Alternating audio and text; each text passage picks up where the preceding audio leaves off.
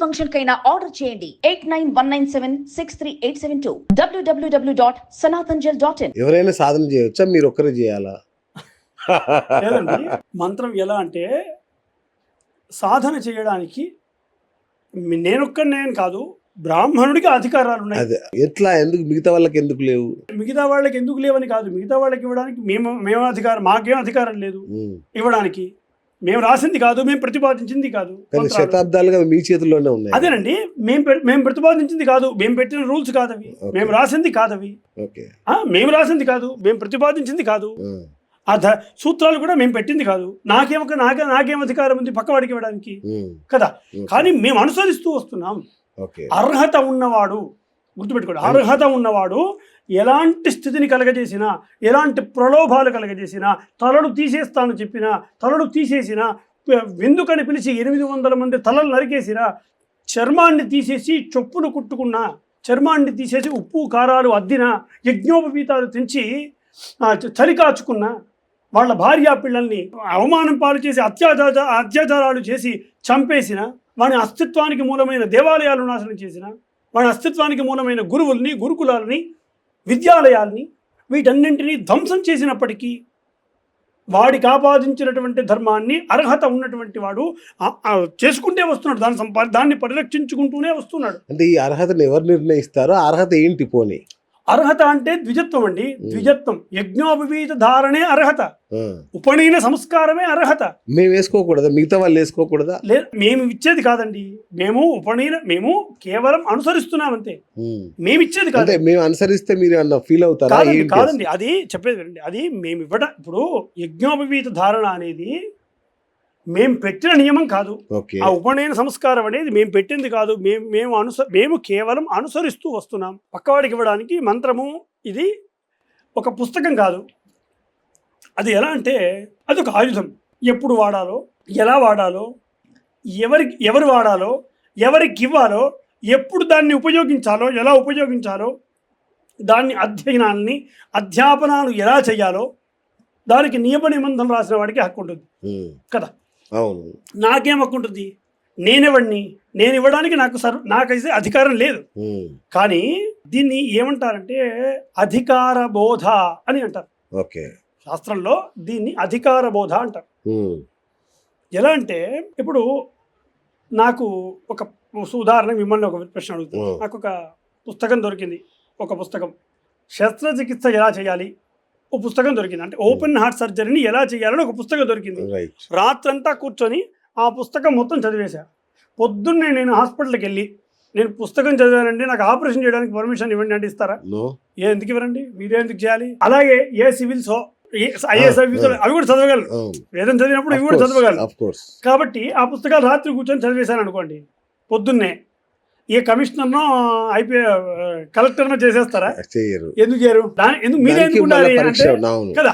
దానికి అనుగుణంగా కొన్ని సంవత్సరాల పాటు శిక్షణ తీసుకొని దాంట్లో నిష్ణాతమైనటువంటి స్థితిని సంపాదించి, దాంట్లో ఉత్తమమైనటువంటి ర్యాంకులు సంపాదించి, దానికి అనుగుణమైనటువంటి ఇంటర్వ్యూలు ఫేస్ చేసి కదా, ఆ తర్వాత ఉత్తమమైనటువంటి పరిశోధనలు చేసిన తర్వాత అప్పుడు సర్టిఫికేట్లు ఇచ్చి కదా కూర్చోబెడుతున్నారు, లైసెన్సులు ఇచ్చి కదా కూర్చోబెడుతున్నారు.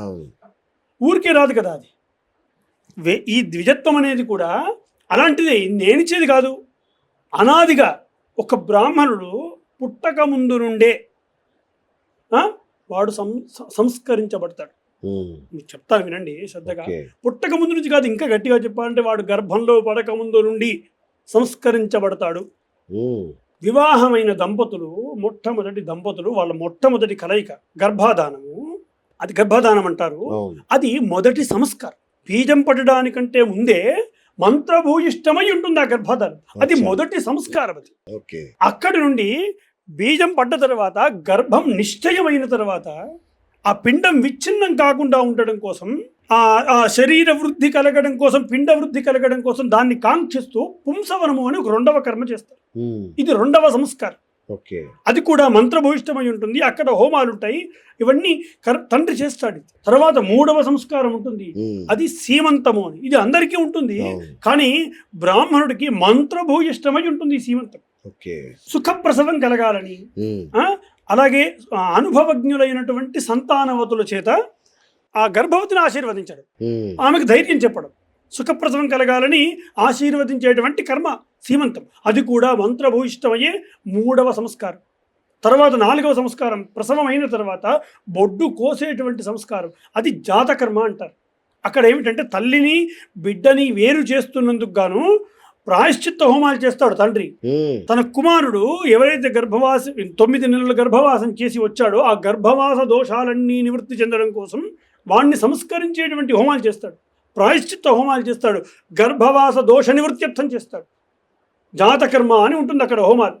ఇవన్నీ 4వ సంస్కారం. అది ఓకే. 5వ సంస్కారం నామకరణం, 6వ సంస్కారం అన్నప్రాసన, 7వ సంస్కారం చౌలము అని చేస్తారు, చెవులు కుట్టించడం 3వ సంవత్సరంలో చేస్తారు పిల్లవాడికి. అంటే ఆ 8వ సంస్కారం ఉపనయనం, ద్విజత్వం. అంటే ఉపనయనం కావడం కంటే ముందు 7 సంస్కారాలు జరుగుతున్నాయి వాడికి. ఓకే. ఈ 7 సంస్కారాలను దాటిన తర్వాత గర్భాష్టమేషు బ్రాహ్మణముపనయీత అంటారు. అంటే గర్భం నుండి 8వ సంవత్సరంలో బ్రాహ్మణుడికి ఉపనయనం జరుగుతుంది. ఉపనయనం అనేదే మంత్రాధికారము, ద్విజత్వము, ఇదే వేదాధ్యయనం చేయడానికి ఉండేటువంటి సంస్కారం ఈ ఉపనయనం. ఉమ్, ఈ ఉపనయనం ద్వారా తండ్రి తను ఇన్ని సంవత్సరాల పాటు చేసినటువంటి తన యొక్క గాయత్రి శక్తిని తన కుమారుడికి ధారపోస్తాడు. ఉమ్, గురువు బ్రహ్మోపదేశాన్ని చేస్తాడు. బాబా. ఉమ్, ఆ తర్వాత గురువు తన శిష్యుని వెంట తీసుకొని వెళ్ళి బ్రహ్మచర్యంతో గురు శుశ్రూష చేస్తూ ఉమ్, వేదాధ్యయనానికి కావలసినటువంటి స్థితిని పొందుతాడు అతను. ఇది 8వ సంస్కారం. ఉమ్, తర్వాత 9వ సంస్కారము. ఆ తర్వాత గురువు బ్రహ్మచర్యం చేస్తూ ఏదైతే వేదాధ్యయనాన్ని చేస్తూ ఉంటాడో ఆ కాలంలో 4 భాగాలకు అనుగుణంగా 4 రకాల వ్రతాలు చెప్పాయి బ్రహ్మచారికి. ఉమ్, ఆ సౌమ్యమని, ఆగ్నేయమని, వైశ్వదేవమని, ప్రాజాపత్యమని, ఇలా 4 రకాల ఆయా వేద భాగాలను నేర్చుకుంటున్నందుకు గాను ఆయా వ్రతాలు చేస్తాడు బ్రహ్మచారి. ఆ వ్రతాలలో ఏమైనా లోపాలు వస్తే ఆ ప్రాయశ్చిత్తార్థం గోదాన వ్రతం అని చేస్తాడు.